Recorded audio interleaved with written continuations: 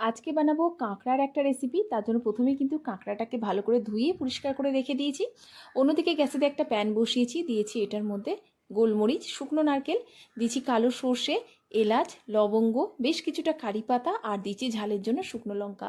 তো সবটা কিন্তু বেশ কিছুক্ষণ ড্রাই রোস্ট করে নিয়ে গ্যাসটাকে বন্ধ করে দিয়েছি। এবার এই গরম তাওয়ার মধ্যেই কিন্তু আমি একটু ধনে গুঁড়ো আর জিরে গুঁড়ো দিয়ে দিলাম। নাড়াচাড়া করে নিয়ে এটাকে বেশ কিছুক্ষণ রেখেছিলাম ঠান্ডা হবার জন্য। তারপরে কিন্তু এখানে মিক্সির বাটির মধ্যে সব কিছু একসাথে দিয়ে দিলাম। আরও এর মধ্যে দিয়ে দেবো একটু তেঁতুল, তার সাথে দিয়ে দেবো একটু হলুদ গুঁড়ো আর সামান্য একটু জল। সব কিছু দিয়ে কিন্তু মশলাটাকে একটা স্মুথ পেস্ট আমাদেরকে বানিয়ে নিতে হবে। তো দেখো মশলাটা এখানে বানানো হয়ে গেছে। তো আমি মশলাটা একটা বাটির মধ্যে কিন্তু নামিয়ে রেখে দেবো। যাবো মেন রান্নাতে। গ্যাসেতে এখানে একটা কড়াই বসিয়েছি, দিয়েছি বেশ কিছুটা সাদা তেল। আর তেলটা গরম হওয়ার সাথে সাথে বেশ কিছুটা পেঁয়াজ কুচি এর মধ্যে অ্যাড করে দিলাম, আর তার সাথে বেশ কিছুটা কারি পাতা দিয়ে দেবো। দেওয়ার পরে কিন্তু পেঁয়াজটাকে বেশ কিছুক্ষণ নাড়াচাড়া করে একটু ভেজে নেব। খুব বেশি নরম করব না। তার আগেই কিন্তু এটার মধ্যে আমি দিয়ে দেবো আদা আর রসুন পেস্ট। তো দেখো পেঁয়াজটা হালকাই ভাজা হয়েছে, একটু সাইড করে দিয়ে এটার মধ্যে আদা আর রসুনের পেস্টটা আমি অ্যাড করে দিলাম। আর এখানে দেখো একটু হলুদ গুঁড়োও আমি অ্যাড করে দিচ্ছি। দেওয়ার পর এটাকে কিন্তু একটু নাড়াচাড়া করব আদা রসুনের যতক্ষণ না কাঁচা গন্ধটা চলে যায়। তো বেশ কিছুক্ষণ নাড়াচাড়া করার পরে এবার কিন্তু এটার মধ্যে আমি দিয়ে দেবো কাঁকড়া। তো কাঁকড়াটা কিন্তু প্রথমেই বলেছিলাম ভালো করে ধুয়ে রেখেছিলাম পরিষ্কার করে।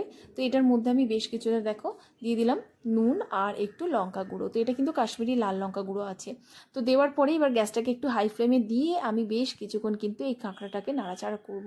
কাঁকড়ার মধ্যে যে কাঁচা একটা গন্ধ থাকে সেটা যাতে চলে যায়। তো বেশ কিছুক্ষণ এইভাবে নাড়াচাড়া করব, মশলার সাথে কষাবো।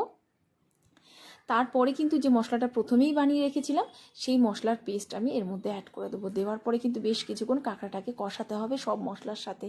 তো দেখো বেশ কিছুক্ষণ কষানো হয়ে গেছে। এবারে কিন্তু এটার মধ্যে পরিমাণ মতো জল অ্যাড করতে হবে। তো দেখো এখানে আমি একটু গরম জলই অ্যাড করে দিলাম। তো দেওয়ার পর ভালো করে একবার মিশিয়ে টিশিয়ে নিয়ে ঢাকনা বন্ধ করে এটাকে কিন্তু সেদ্ধ হতে দেবো।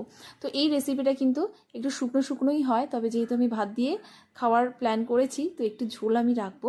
তো যাই হোক বেশ কিছুক্ষণ ঢাকনা বন্ধ করে এটাকে আমি সেদ্ধ হতে দিয়েছিলাম কাঁকড়াটাকে। এরপরে দেখো এটার মধ্যে বেশ কিছুটা কাঁচা লঙ্কা দিয়ে দিলাম। এটা কিন্তু চিড়ে দিইনি, গোটাই দিয়েছি দেখতে পাচ্ছ। আর দিয়েছি বেশ কিছুটা ধনেপাতা কুচি।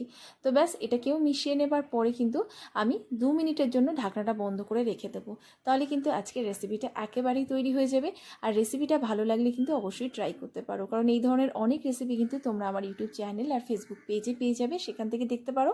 আর যদি ভালো লাগে অবশ্যই কিন্তু বাকি ভিডিওগুলো দেখো আর পাশে থেকো।